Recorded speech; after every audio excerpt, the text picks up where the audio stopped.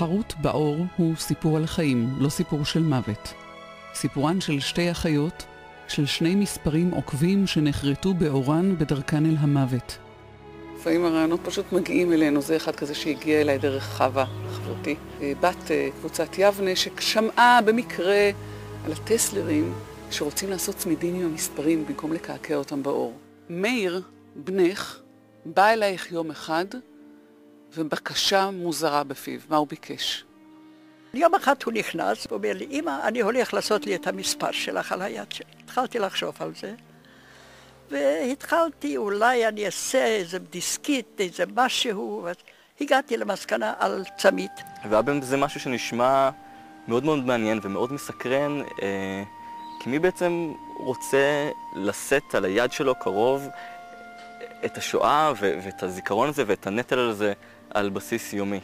אני מאוד התלהבתי מן הרעיון, כי מישהו אמר, מה, צריכים ללכת עם כל החיים עם הבושה הזאת? אמרתי להפך, זה לא בושה, זה הניצחון שלנו, שזה לא על האור ולא על היד, אלא על זהב. וניסינו למצוא דרך להעביר את הסיפור היותר גדול, מעבר לסיפור של שתי האחיות האלה, שגם נולדו באותו יום בהפרש של כמה שנים, גם עברו את השואה יחד, גם באו יחד לקבוצת יבנה, נישאו לשני בני דודים, קיבלו את אותו שם משפחה, ילדו, כל אחת מהן 5 ילדים. הוא סיפור של המשכיות, שהיה חשוב להביא אותו לפני שלפחות את החלק של העדות שלהן יהיה קשה לקבל ולקוות. כשהגענו לבירקנאו וירדנו מן הקרון, גילחו אותנו והזיזו אותי הצידה, מצאתי את עצמי בין המון נשים מגולחות וערומות, והתחלתי לצעוק ולקרוא לחנה. ואז היא שמעה את קולי ובאה אליי, חיבקה אותי, ומאותו רגע לא נפרדנו בכלל. היינו כל הזמן ביחד.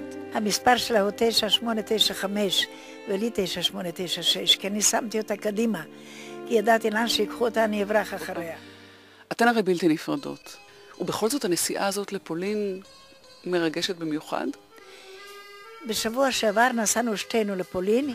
הפגישה בפולין זה היה משהו מיוחד. אני הרגשתי כי אני פוגשת את כולם בפולין. כשחיבקתי את שרה, היה נדמה לי שאני מחבקת את אחיותיי, את כולם. אני חושב שגם אחד הדברים שהיו פה מאתגרים הוא שהרעיון עצמו היה מאוד מאוד טעון. בניגוד לרעיון, לא מדובר פה בפוליטיקאים שמראיינים. ממש היה אפשר לראות על חנה ושרה שהן משחזרות את כל החוויה בעיני רוחן כשהן מספרות על מה שקרה להן, והרעיון היה, הן התרגשו מאוד, הן בכו, והיה בזה משהו שהוא מאוד מרגש. צביקי, אתה הולך עם הצמיד הזה תמיד? תמיד. אמא הולכת עם המספר כל הזמן על הזרוע, גם אני עם המספר כל הזמן על הזרוע. אני כל יום בוחר ללכת עם הצמיד ועם המספר הזה על הזרוע. זה חלק מההשתייכות שלי למשפחה, חלק מההזדהות שלי עם אמא, חלק מההשתייכות שלי לעם היהודי כולו. זה הצמיד בשבילי.